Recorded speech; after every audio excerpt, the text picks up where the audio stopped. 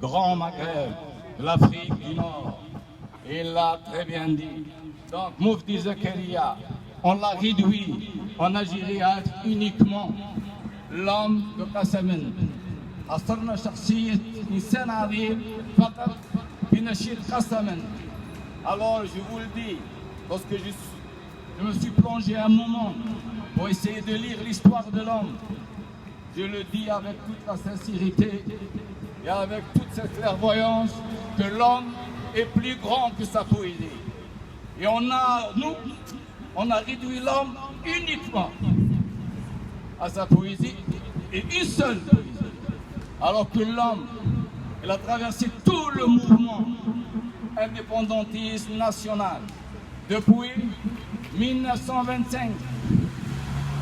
En 1932, من جبالنا طلع صوت الحرار. En 1936, فداء الجزائر. Et en 1955, Qassamen, sans oublier en 1972, il y avait le Jazair. Cet homme-là, qui a baigné dans la société mozabite, sincèrement, aujourd'hui, en 2020, on doit rendre hommage à la société mozabite بني يزقل كتاتيب في منطقة نمزار استطاعوا في تلك الفترة. نتكلم على مفتي زكريا الذي ولد 1908. في تلك الفترة في الكتاتيب il a pu baigner dans un climat culturel, civilisationnel.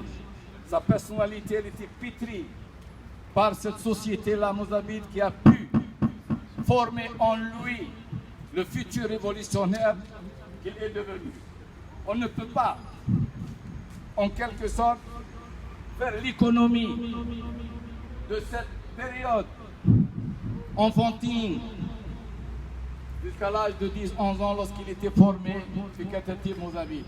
Pour vous dire, en 1908, 10, 15, une société qui a été ravagée par un colonialisme qui a voulu mettre fin à l'histoire d'Algérie, dans sa langue, dans sa culture, dans sa civilisation. Cette société-là, mozabite, elle a pu nous former un homme. هذا هو دور الكتاتيب في منطقة بنيزي. Cet homme-là, en 1925, l'homme, Mufti Zakaria, le mozabite, il a apporté en lui toute cette culture. Lorsqu'il est parti en Tunisie, c'est ça ce qu'il faut reconnaître. La Tunisie représentait à cette période-là Manarat al-Ilm. Ça, il faut le reconnaître dans les années 20 ans. والفكر الوطني والفكر المغاربي والفكر شمال افريقي كان متطور جدا. Il y avait une grande culture, une grande vision nationale, une vision d'indépendance qui régnait en Tunisie. Mufti Zakaria, il avait la chance d'avoir son cousin Salah Yahyaoui qui était un Algérien. Et dans sa maison se rencontrait qui? Dans sa maison régnait la vision d'un Maghreb libre, d'une Tunisie, d'une Algérie libre. Donc, le climat intellectuel dans lequel il s'est forgé, s'est formé, il était propice à l'éclosion de la vision nationale. Et en 1925, il n'avait que 17 ans. Essayons de faire cette comparaison. Gilles Ashrinet, et moi je le dis, Mufti Zakaria, on peut le citer comme un père bâtisseur. Il a Gilles Mouassissi. Les années 20, les années 30, pour moi, sur le plan culturel, représentent l'âge d'or de la pensée et de la culture magique.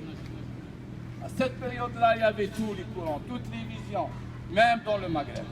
Mufti Zakaria, en 1925, كتب قصيدة.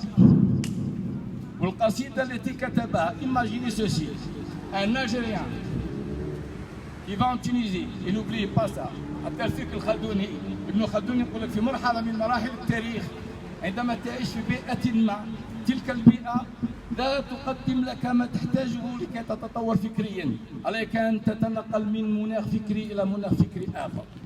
C'était la même chose. Et à cette période-là, كانت بحثة مزابية. Sans oublier ceci, ce qui est important dans cette période-là, beaucoup faisaient l'immigration économique. Chez les Mozambiques, c'est une immigration culturelle. يتنقلون إلى تونس لتطوير فكرهم. Donc en 1925, cet homme-là avait 17 ans. Un Algérien qui va en Tunisie, qui écrit قصيدة إلى الريفيين. هذه الرسالة الأولى. يعني احنا وجودنا هنا اليوم عندما نتكلم على مفتي زكريا نضاله قصائده ما هي الدروس التي نستخلصها. Et ça, je vais uniquement faire une petite parenthèse sur l'histoire. N'oubliez jamais ceci. التاريخ خبر. التاريخ حدث. Un fait, un événement. Mais ce qui est très important dans l'histoire, c'est la vision que nous portons sur les faits, sur les événements. Comment nous, on lit les événements, comment on les interprète. وعلينا استقراء التاريخ ونستقرئه من منظورنا الحاضر الآن، من منظورنا الحالي. Et c'est notre droit de regarder l'histoire comme nous, on la regarde maintenant. Et n'oublie jamais cette phrase-là. Nous refusons. Et c'est ça le rôle de quelqu'un qui pense. Il y a le rôle de la critique. Il faut refuser, comme le dit Raymond Aron. Et il faut refuser de voir une époque, une classe, une société comme elle voulait, bien comme elle se voyait. Même tous les grands dans l'histoire, il est de notre droit de les regarder, non comme ils voulaient qu'on les regarde, mais nous comme on les regarde maintenant. C'est toujours le présent qui convoque le passé, pour lui faire dire ses secrets, pour l'interpréter, pour lui faire dire ce qui n'a jamais été dit. Et bien aujourd'hui, nous, quel est notre rôle en essayant de relire réellement l'œuvre et la personnalité de Mufti Zakaria. Le premier message, c'est celui-ci. جزائري في تونس يكتب أول قصيدة يخرج بها إلى التاريخ. Ça, il ne faut jamais oublier ça. Lorsque quelqu'un décide d'écrire quelque chose publiquement, il s'engage, voici ce que je suis. Un écrit, c'est une pièce d'identité réelle. C'est une pièce d'identité réelle parce qu'on peut hériter d'une histoire. Comme l'a dit déjà ici, on est Jean-Jacques Rousseau. Je suis homme, mais je ne suis français que par hasard. Personne de nous n'a choisi d'être algérien, bien d'être ceci. Mais lorsque j'écris, ça je m'engage. J'ai choisi, maintenant c'est un choix. Lorsqu'on est là, on a choisi d'être algérien et d'être dans l'histoire de l'Algérie et de l'histoire révolutionnaire de l'Algérie. Ça c'est un choix. Mufti Zakaria, 17 ans, il a fait ce choix d'écrire quelque chose au public et de sortir. C'est d'imaginer toute cette mentalité des années 20-30, لسان الشعب. Même le PPA plus tard يدير لنا الشعب، جريدة الشعب الجزائرية هي من وليد حزب الشعب، يعني كل الأفكار كانت مربوطة أساسا بالشعب. C'est pour cette raison-là, ce qui se passe en Algérie, on est dans une forme de fidélité à cette histoire-là. Le peuple est en train de se réapproprier son histoire. Et le Mufti Zakaria, il écrit un poème à qui? Il a Rifiyin. Rifiyin, c'était le en 1925, il y avait la révolte de Abdelkrim al-Khattabi. Abdelkrim al-Khattabi, sans oublier ceci, la grandeur de cet homme-là, cette grandeur révolutionnaire, puisque c'est un grand message, et c'est un grand qui a voulu aussi défendre l'idée du Maghreb. Plus tard, Abdelkrim al-Khattabi se retrouve en Égypte lorsqu'il fouille, il veut fonder dans la Ligue arabe la libération de l'Afrique du Nord. Il a toujours porté l'Afrique du Nord dans son cœur. Et sans oublier, un petit mot, l'étoile nord-africaine pour l'histoire n'est que le relais intellectuel, puisque la révolution du Rif n'a pas abouti. C'est comme si l'étoile nord-africaine, lorsqu'elle a été créée en 1926, elle n'est que le répondant à tout le message et à toute la révolution faite par Abdelkrim al-Khattabi.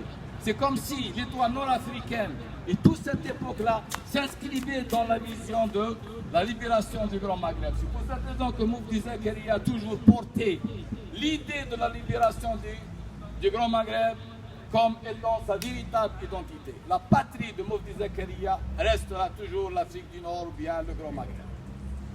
Dans cette vision d'Abdelkrim Khattabi, j'ai invité Mohamed Latay pour nous donner une idée sur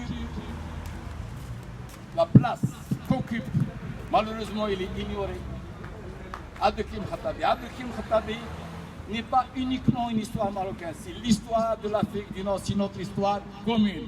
Parce que l'histoire nord-africaine n'est que le prolongement. À Tlemcen, il ne faut jamais oublier. Toute la société tlemcenienne, ceux qui étaient réellement au courant de ce qui se passait, ont toujours été dans cette histoire-là.